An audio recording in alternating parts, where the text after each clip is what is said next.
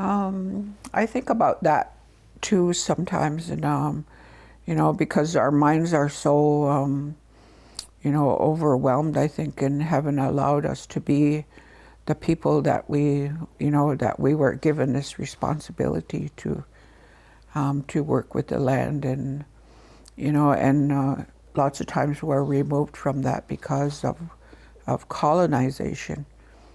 And like every day I find something of my behavior or my actions, and I have to question that, because is that really part of who I am, or is that some behavior or attitude that I've learned over time? And when I think about it, and our children are our purest form of putting us on track, because they're so innocent, and they see the beauty. Like they can roll out in the grass and play in the water and in the mud puddles and make mud pies, and they have a relationship, and they're honoring their mother by this activity that they're doing. Now we have to live in structured environments. We don't get to go out and play mud pies. Like, you don't see that in daycare, or and that's the other part, is that we're cut off from our families, because we have to go to work, we have to go to daycare, we have to go to many other activities that take us away. They're included, like we have sports, we have playtime, but they're not our games, they're not our songs, they're not, we're taken away from everything that is valuable to us, that we can connect with, because the environment sings to us every day, and it's rustling of leaves with the wind, or with the birds, or, you see a flock of geese flying, or, you see the fish jump out of the water. Like, those are moments where, we can really connect and have that relationship of greeting to one another, from the fish jumping out of the water. It's like, wow, and the moon shining, and and you can feel the silence, but you can also feel the connect of beauty. You can feel it in your body and how it makes you feel. You're special, just as those fish are special, just as the animals are all special. So, it's having to clear our minds from all this muddle. And I think a lot about the two-row wampum, because they tell us about, that we should be traveling in our own canoe and in their own ship. And the treaty was made so that we wouldn't interfere, with one another's culture or belief or anything. They had their own way, and we had our own way.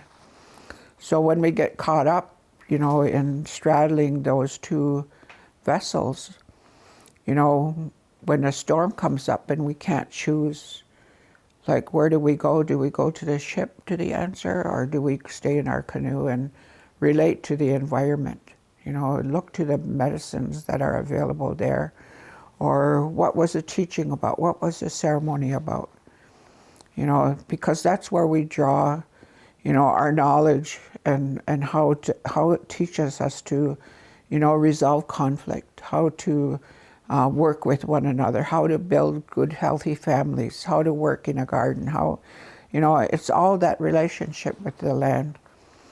So it's a difficult journey once we're in those troubled waters, because we get confused, our mind gets confused, we get lazy.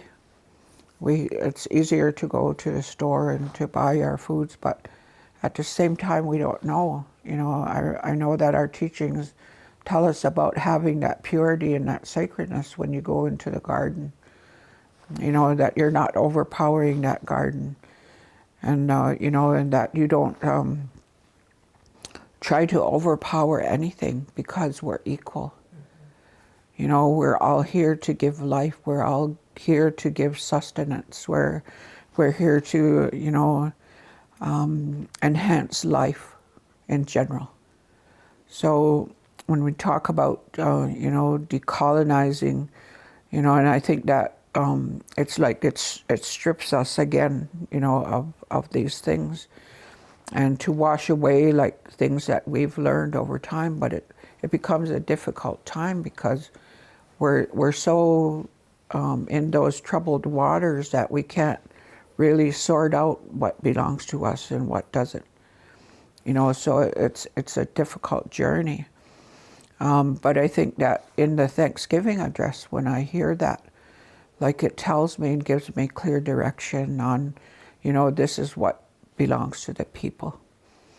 And the language like is so precise, and it reconnects you, and it opens your mind, to be able to look at things. And I think that, and I was watching something in a program, and they were talking about, because we have researchers on mental health or health in general, and all kinds of research happening everywhere. And all it is, even the research isn't, has to be validated by somebody else. Is that really true? Or, we have to, get other people or other books, other knowledge holders to be able to bring that and share. And then we have to sort through all of that. Is that true? We're too busy trying to prove something, when we already know the truth, because it's right there in our ceremony. It's right there in our dances that we do. It's right there in our, our actions when we go plant. And I think everything in creation teaches us about, who we are as a people. It teaches us about our role and responsibility, and, and it's a work to, to be able to go into your mind and say, what was this about? What's that really mean? And words are so, there's so many ways to interpret, like English language, and I think that when you have your language as an Indigenous person, that's what identifies you. It ties you to the land, and and it gives you everything that you need in order to to be those healthy people. To eat the right food that you've grown, that you've nurtured and respected and sang songs to and danced with, and you have a ceremony with them. And so they're only reflecting back to you. And so, and decolonizing is, it just seems like, you got to peel off layers and layers and layers of all of these labels that have been put onto us. And just like, babies have to wear blue, and like if they're boys, where did that come from? Like, I'm yet to find out where it says that boys have to wear blue and girls have to wear pink. Like, but they're just like put into our minds, and, and we just follow that without really delving into the depth of, what is really happening here? What's the real story? So it's that conditioning, that we it's done so subtly, and it happens without us even knowing. Because we believe, because we trust. Back then, before colonization, we had this great trust, and getting back that trust is really difficult, because of all of the hurts, because of all the conceit that's happened, and it takes us away from that purity of who we are, and to have that one mind, that one heart, and that one body. And in every, not only in Haudenosaunee, but in all of the nations of the world, they all have had something that was specific to where they live, to enhance their well-being, their health. So, the decolonization is that it's so mixed up, you know, and it's hard, just like, you know, if you have a tank of water and you add different colors to it, that pretty soon it's just dark and black, you know, and you can't, you know, weave through all of that, but that's what's happened over time, you know, with our thinking, is that we only think in this one way because somebody higher up in that place of superiority, you know, has given this idea that this is what's true. We don't think with our own minds. And to be able to look outside and reconnect and say, you know, this is who I am. This is what I know about this tree. This is what it gives me. You know, and this is how I practice my physical health, by playing a game or, you know, go out to harvest like the maple sap. You know, go hunting, go trapping. Like those are all the things that contributed to our wellness. And we've gotten so far away from that, you know, that we don't do ceremony when we go hunting, you know, and it relates to a lot of things, you know, when you think about, like, even to, you know, to the present day, like we have murdered and missing, we have, you know, all of the children's aid services, we have, you know, day school, we have, you know, lots of things that have interrupted just our way to use our own minds and make sense of things, you know. So I think, like, decolonizing it's a huge word, you know, and to give us, I guess, I don't know whether it would open a door. Like, you know, I have lots of thoughts around, you know, that come to me. Like if my grandson will say, "Oh, that's my auntie," I was like, "That's not your auntie," because we're not related. But if we think from a perspective of Indigenous thought, you know, everybody was your auntie, you know, or everybody was your mom, because they were all there to teach us, you know, and to fill this vessel, you know, so that it's going to be full of, you know, all of this thought, all of these gifts, and, you know, how to think. And, you know, and a lot of times there's like, well, you know yourself. Like, how many people know ourselves?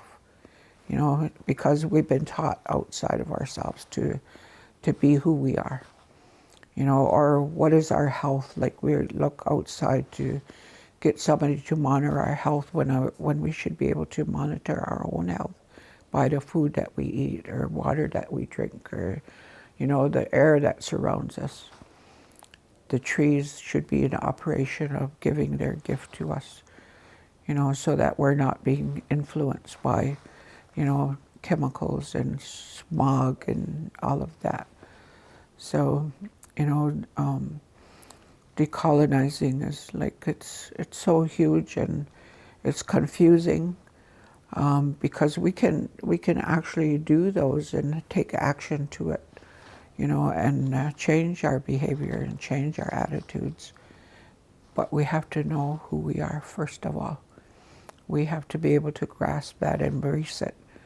You know, this is what I know. This is where I come from. These were my teachings. You know, and even though we have, you know, we have to look around for lots of teachings now, but they're still there. And we can learn from other, like, nations, Indigenous nations, because they kept something that maybe we missed out on. You know, so we can begin to put the puzzle together.